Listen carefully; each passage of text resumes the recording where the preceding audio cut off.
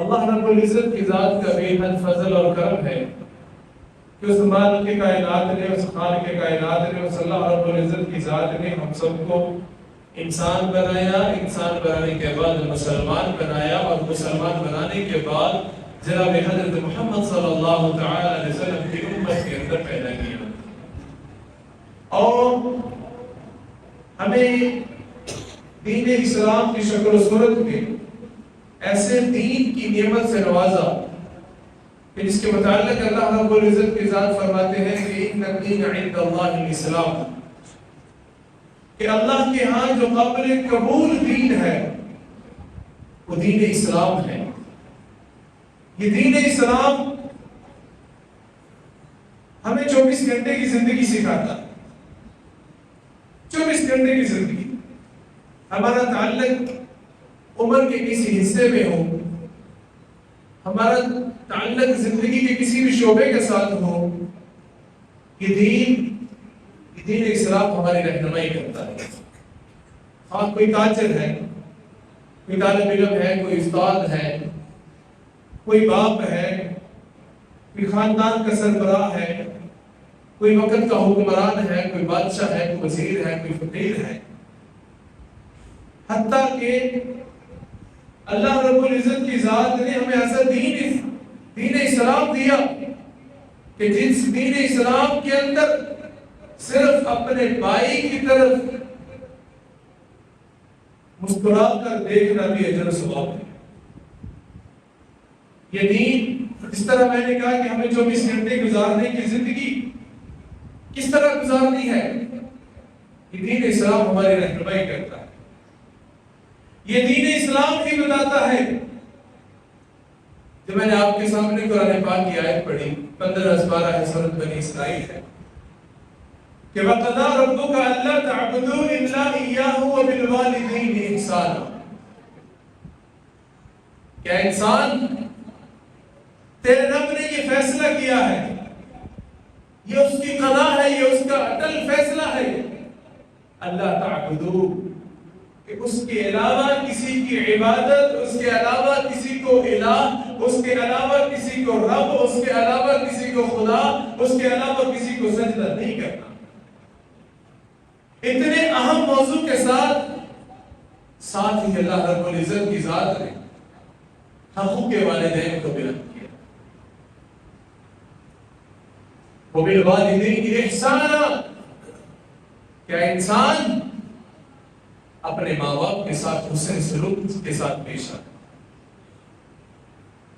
اور پھر آیت کے آخر میں کیا فرمایا کہ وَخْفِضْ لَهُمَا جَنَاحَ الذُّلِّ مِنَ الرَّحْمَةِ، اپنے ماں باپ کے سامنے اپنے کندھوں کو جھکا کے رکھنا، اپنے ماں باپ کے سامنے اپنی آواز کو آہستہ رکھنا ہے، اپنی آوازوں کو پست رکھنا ہے، اپنی نگاہوں کو جھکا کے رکھنا ہے۔ اگر وہ تمہیں کسی بات سے منع کر دے تو رک جانا ہے، کسی کام کے کرنے کا حکم دے تو فوراً اس کی تکمیل کرنی ہے، اور اس کام کاج کے روکنے اور اس کے عمل کرنے میں اف تک نہیں کرنا۔ قرآن پاک کے یہ بات شگاف الفاظ ہیں، اف ولا تنہرہما، اپنے ماں باپ کے سامنے اف تک نہیں کرنا، جھڑکنا، آواز بلند کرنا، ان کے سامنے بولنا، ان کے سامنے زور سے ایڑی مار کر چلنا، ان کی آواز سے اپنی آواز کو اونچا کرنا، ان کی نافرمانی کرنا، ان کی بے ادبی کرنا تو دور کی بات ہے۔ قرآن ہمیں یہ کہہ رہا ہے اف ولا تنہرہما، کہ اپنے ماں باپ کے سامنے اف بھی نہیں کرتے۔ اور اللہ کے رسول صلی اللہ تعالی علیہ وسلم نے کیا فرمایا ماں باپ کے بارے میں؟ وہ جنت کا بنال، اے انسان، تمہارے ماں باپ تمہاری جنت ہے، وہ جنت کا بنال کا، یہ تمہارے اوپر ہے کہ تم اپنے ماں باپ کی تابعداری اور فرما برداری کر کے جنت کا حصول کرتے ہو، جنت میں داخل ہوتے ہو، جنت میں جانے کا رب سے فیصلہ کرواتے ہو، یا ان کی گستاخی، ان کی نافرمانی، ان کی بے ادبی کر کے اپنے لیے جہنم کا فیصلہ کرواتے ہو۔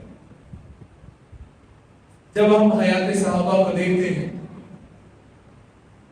تو اللہ کے رسول صلی اللہ تعالی علیہ وسلم فرماتے ہیں، اللہ کے رسول جب معراج شریف کے موقع پر اللہ کے رسول کو جنت کی سیر کروائی گئی تو اللہ کے رسول صلی اللہ تعالی علیہ وسلم نے جنت کے اندر سورۃ الرحمن کی تلاوت کی آواز سنی۔ ایک صحابی ہے جن صحابی کا نام حضرت حارثہ بن نعمان، سب کہیں رضی اللہ تعالی عنہ، وہ مدینہ شریف میں بیٹھ کر سورۃ الرحمن الرحمن علم القرآن خلق الإنسان علمه البیان، اس سورۃ مبارکہ کی تلاوت کرتے اللہ کے رسول صلی اللہ تعالی علیہ وسلم فوراً پہچان لیتے ہیں اور پوچھتے ہیں جبرائیل یہ آواز کس کی ہے؟ یا رسول اللہ یہ آپ کے صحابی حضرت حارثہ بن نعمان رضی اللہ تعالی عنہ کی آواز ہے۔ اللہ کے رسول نے فرمایا وہ تو زندہ ہے، یہ آواز تو جنت میں آ رہی ہے۔ یا رحمت للعالمین، آپ کے یہ جو صحابی حضرت حارثہ بن نعمان ہیں، انہوں نے اپنی ماں کی اتنی خدمت کی ہے، یہ اپنی ماں کے اتنے تابعدار ہیں، یہ اپنی ماں کے اتنے فرما بردار ہیں کہ یہ قرآن مدینے کی گلیوں میں پڑھتے ہیں، قرآن اپنے گھر میں بیٹھ کر پڑھتے ہیں، اور اللہ رب العزت کی ذات کو ان کا ہر عمل اس طرح قبول ہوتا ہے، اس طرح اچھا لگتا ہے کہ اللہ رب العزت کی ذات ان کے اس قرآن کو جنتیوں کو سناتے ہیں، جنت میں بیٹھے ہوئے لوگوں کو قرآن سناتے ہیں۔ وجہ کیا ہے؟ وجہ ماں باپ کی تابعداری اور فرما برداری۔ ماسٹر صاحب مجھ سے پہلے جناب حضرت ابو ہریرہ رضی اللہ تعالیٰ عنہ کا واقعہ بیان کر رہے ہیں۔ دوسری حدیث یہ بھی حضرت ابو ہریرہ رضی اللہ تعالیٰ عنہ اس کے راوی ہیں۔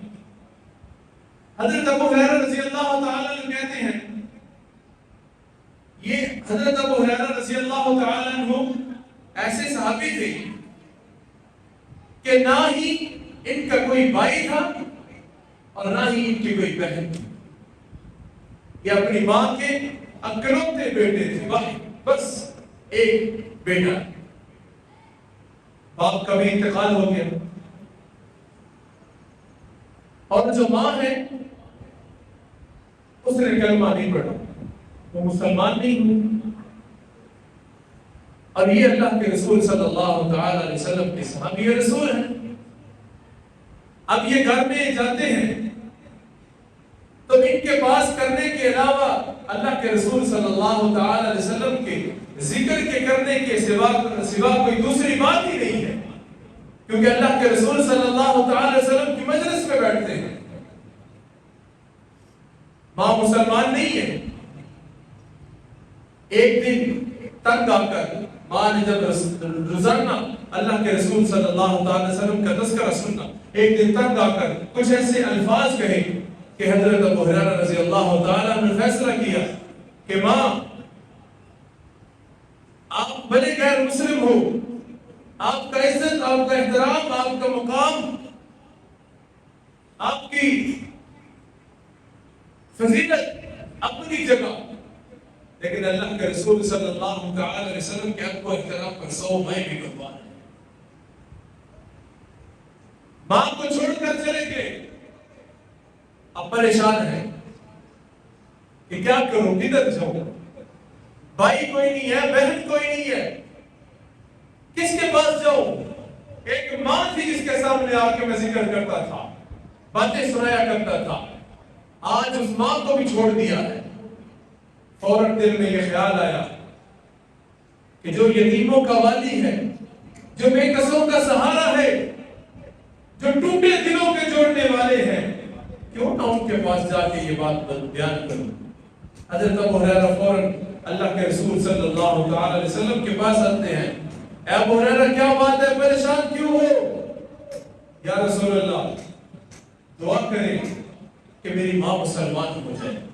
اللہ کے رسول نے فوراً اپنے دست مبارک کو بلند کیا، اور مسلم شریف اور بخاری شریف دونوں حدیث میں دونوں کتابوں میں یہ حدیث موجود ہے کہ اللہ کے رسول صلی اللہ تعالی علیہ وسلم نے دعا کی، اور اللہ کے رسول نے دعا بھی مکمل نہیں کی۔ حضرت ابو ہریرہ اٹھ کر بھاگ کر اپنے گھر کی طرف جا رہے ہیں۔ راستے میں کسی نے پوچھا، ابو ہریرہ اتنی تیز بھاگنے کی کیا ضرورت، کیا ہو گیا، کیوں بھاگ کے جا رہے ہو؟ کہتے ہیں آج میں دیکھنا چاہتا ہوں کہ گھر پہلے میں پہنچتا ہوں کہ پہلے اللہ کے رسول کی دعا پہنچتی ہے، اور گھر پہنچتے ہیں، اور گھر پہنچنے کے بعد ماں آگے سے آواز دیتی ہے کہ ابو ہریرہ رک جاؤ، میں نے کلمہ پڑھ لیا ہے تو مسلمان ہو چکی ہوں، میں نے کلمہ پڑھ لیا میں مسلمان ہو چکی ہوں۔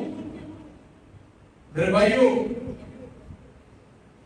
اولادوں سے یہ گزارش ہے، بالخصوص نوجوان نسل سے یہ گزارش ہے، اللہ کی قسم آپ جتنی مرضی کامیابی سمیٹ لیں، جتنی مرضی اعلیٰ تعلیم حاصل کر لیں، اگر آپ اپنے ماں باپ کے گستاخ ہیں، اگر آپ اپنے ماں باپ کے نافرمان ہیں، یہ آپ کی تعلیم، یہ آپ کی کامیابی، یہ کسی کام کی نہیں ہے، کسی کام کی نہیں ہے۔ اکبر الہآبادی نے کہا تھا، ہم ایسی لاکھ کتابوں کو قابل ضبطی سمجھتے ہیں، ہم ایسی لاکھ کتابوں کو قابل ضبطی سمجھتے ہیں کہ جن کو پڑھ کر اولادیں ماں باپ کو خبتی سمجھتی ہیں۔ ایسی لاکھ کتابیں وہ قابل ضبط ہیں، ان کو ضبط کر لینا چاہیے۔ آج ہماری سوسائٹی، ہمارے معاشرے میں عموماً کیا ہوتا ہے، اولاد تھوڑا سا پڑھ جاتی ہے، پڑھ لکھ کے تھوڑا مقام حاصل کر لیتی ہے، وہ اپنے ماں باپ کی استاد بننا چاہتی ہے، اپنے ہی ماں باپ کو کہتے ہیں کہ ابا جان اما جان آپ پرانے زمانے کے ہیں۔ بیٹا تمہارے ماں باپ پرانے زمانے کے نہیں لگتے، تم جاہلوں کے دور کے ہو، تمہارے اندر سے جہالت نے ابھی تک ڈیرے ڈالے ہوئے ہیں۔ تو اس کے لیے میرے بھائیوں، اگر کوئی شخص اس دنیا میں اور آخرت میں کامیاب ہونا چاہتا ہے، اس وقت تک کامیاب نہیں ہو سکتا جب تک وہ اپنے ماں باپ کا فرما بردار، مطیع اور نیک بندہ نہ بن جائے۔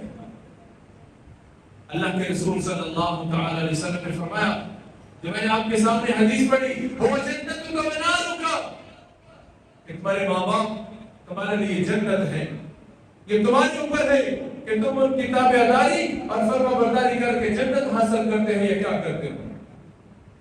امام مالک رحمت اللہ علیہ کا نام آپ سب نے تقریباً سنا ہوا ہے۔ امام مالک نے اپنی زندگی کے اندر 78 سالہ زندگی میں 60 حج کی، 60 کے قریب انہوں نے حج کی۔ کہتے ہیں کہ حج کے موقع پر میں نے بے شمار رش دیکھا۔ اب بھی اللہ سے دعا ہے میں بار بار ہم سب کو حج اور عمرے کی سعادت نصیب فرمائے۔ اب بھی جو لوگ جنہوں نے حج کیا ہوا ہے، مینا میں اب بھی الگ الگ ممالک کے الگ الگ خیمے لگتے ہیں۔ کہتے ہیں ایک سال میں نے بہت زیادہ رش دیکھا، اور بیٹھے بیٹھے میرے دل میں خیال آیا کہ اللہ، کیا تم ان تمام لوگوں کا حج قبول کر لیا ہے؟ اسی وہم و گمان میں، اسی سوچ وچار میں کہ پتہ نہیں اللہ نے کس کا حج قبول کیا، کس کا نہیں کیا، کس کا حج قبول ہوا، کس کا نہیں کیا، اس سوچ وچار میں رات ہو گئی، میں سو گیا۔ جب میں رات کو سویا، امام مالک کہتے ہیں کہ خواب کے اندر مجھے کسی نے بتایا کہ اللہ نے تمام لوگوں کا حج قبول کر لیا ہے۔ ماں سوئے، ایک محمد بن ہارون بلخی ہے، بلخ شہر کا رہنے والا، صرف اس کا حج قبول نہیں ہوا۔ کہتے میں صبح اٹھا، میں مینا کی طرف چلا گیا اور ادھر جا کر پوچھنے لگا کہ بلخ شہر کے لوگ کدھر رہتے ہیں؟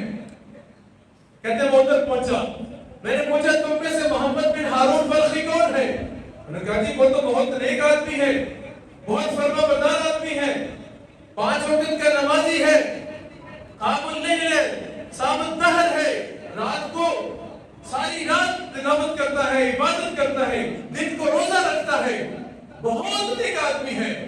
کہتے میں اور پریشان ہو گیا، مجھے خواب میں بتایا جا رہا ہے سب کا حج قبول ہو گیا، محمد بن ہارون بلخی کا حج قبول نہیں ہوا، اور یہ تمام کے تمام لوگ کہہ رہے ہیں وہ بہت نیک آدمی ہے، بہت فرما بردار آدمی ہے۔ کہتے وہ کدھر ہے؟ انہوں نے کہا جی وہ جو جبل رحمت ہے اس کے دوسری طرف، اس نے خیمہ ادھر لگایا ہوا ہے اور وہ ادھر اونٹ چرا رہا ہے۔ کہتے میں ادھر گیا، میں ادھر جا کے دیکھا تو بظاہر اس کی جو شکل و صورت تھی، اس نے سنت کے مطابق داڑھی رکھی ہوئی ہے اور کثرت عبادات کے آثار اس کے جسم سے نمایاں ہیں۔ اس کی شکل و صورت دیکھ کر پتہ چل رہا ہے کہ یہ آدمی 5 وقت کا نمازی ہے۔ کہتے میں اور پریشان ہو گیا، میں نے دیکھا وہ نماز پڑھ رہا ہے، میں اس کے پاس بیٹھ گیا۔ جب اس نے سلام پھیری تو سلام پھیرنے کے بعد میں نے سلام لی، میرے سلام لینے کے بعد محمد بن ہارون کہتا ہے جی آپ کا نام امام مالک ہے؟ کہتے میں اور پریشان ہو گیا، اس کو میرے نام کا کیسے پتا؟ کہتا ہے جی آپ کو خواب آئی ہوگی کہ میرا حج قبول نہیں ہوا۔ کہتے میں اور پریشان ہو گیا، اس کو کیسے پتا؟ میں نے کسی سے تذکرہ نہیں کیا، تبصرہ نہیں کیا، بتایا نہیں، یہ میرا نام بھی بتا رہا ہے کہ آپ کا نام امام مالک ہے اور آپ کو رات کو خواب آئی ہے کہ میرا حج قبول نہیں ہوا۔ کہتے ہاں میرا نام امام مالک ہے اور مجھے رات کو خواب آئی ہے کہ تمہارا حج قبول نہیں ہوا۔ کہتے ہاں 24 سال ہو گئے مجھے حج کرتے، ہر سال حج کے لیے آتا ہوں، ہر سال ایک اللہ کا نیک ولی بندہ آ کر بتاتا ہے تمہارا حج قبول نہیں ہوا۔ وجہ کیا ہے؟ اس نے کہا وجہ یہ ہے کہ مجھے اللہ نے مال دولت دیا اور میرا دماغ خراب ہو گیا، میں عیش و عشرت میں پڑ گیا، رمضان کا مہینہ تھا، میں نے روزہ نہیں رکھا، عصر کا وقت تھا، میری ماں تندور میں روٹیاں لگا رہی تھی، میں شراب کے نشے میں دھت ہو کر میں گھر آیا۔ گھر آنے کے بعد میں نے ماں سے کہا مجھے کھانا دو، ماں نے کہا کچھ شرم کرو، روزہ بھی نہیں رکھا ہوا، روزے کا اب کوئی احترام بھی نہیں ہے، عصر کا وقت ہے، تمام لوگ روزے سے ہیں اور تو نے روزہ بھی نہیں رکھا ہوا اور تو شراب پی کے آیا اور کہتا مجھے روٹی دے دو۔ کہتا میں نے غصے سے اپنی ماں کو تھپڑ مارا، دھکا دیا، ماں تندور میں گر گئی، لوگوں نے مجھے پکڑ کر کمرے میں بند کر دیا۔ تندور میں گرنے کی وجہ سے میری ماں کا انتقال ہو گیا، ماں دنیا سے چلی گئی، میں شراب کے نشے میں تھا، ماں مرتے ہوئے کہہ گئی تھی کہ اس کو میرا چہرہ نہیں دیکھنے دے۔ صبح ہوئی، صبح ہونے کے بعد جب مجھے ہوش آئی میں نے دیکھا میری بیوی سوال باندھ رہی ہے، میں نے کہا تم کدھر جا رہی ہے اور میری ماں کدھر ہے؟ صرف تو وہ تو لوگوں نے رات کو ہی دفنا دی اور تم کدھر جا رہی ہے؟